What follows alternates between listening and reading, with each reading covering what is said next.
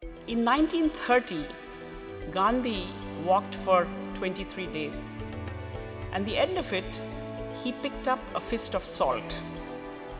That changed India's history forever. Today, you don't need to walk, but if you pick up a book and work with kids, India's history can change again. Hello. My name is Rukmini Banerjee. I work with Pratham, which is the name of my organization. And so the original idea of Pratham was to bring together a whole cross-section of people in Bombay as citizens of Bombay to really build one of the most basic things that any city needs, which is it's the foundation with education of its children.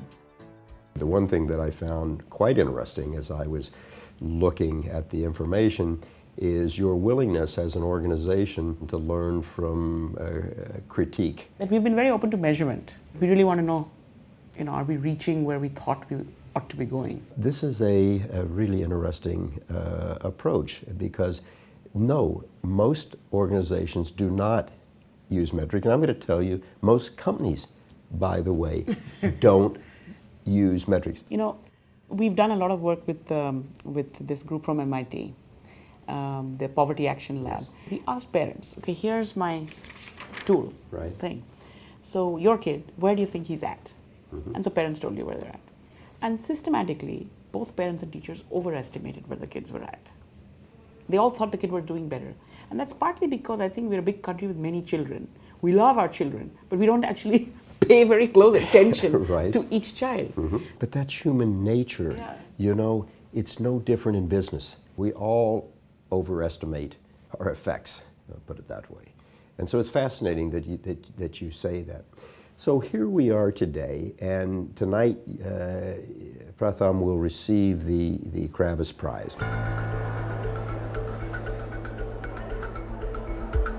I think as long as the world has existed, some people have tried to focus on altruism and on giving others a hand and, a hand up, not a push down and so on. And I think that's the eternal challenge of our society. We feel that over the next couple of years, really looking at how we can think about leadership in a more kind of a concrete way might be the best way we want to use this. We have to have a lot of discussion both with you and with perhaps others at Claremont McKenna and elsewhere about what would be the best way to use this.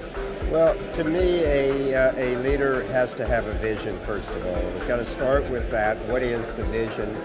And then from that, they have to be able to communicate exceptionally well that vision.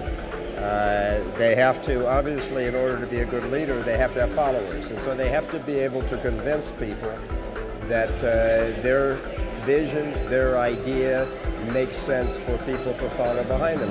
It gives me great pleasure, Dr. Banerjee, and you are just a superb representative of this fine organization. And we hope we see you often in New York, and we hope we see you often when we're in India. And congratulations to you, and thank you for all you're doing for mankind and for India.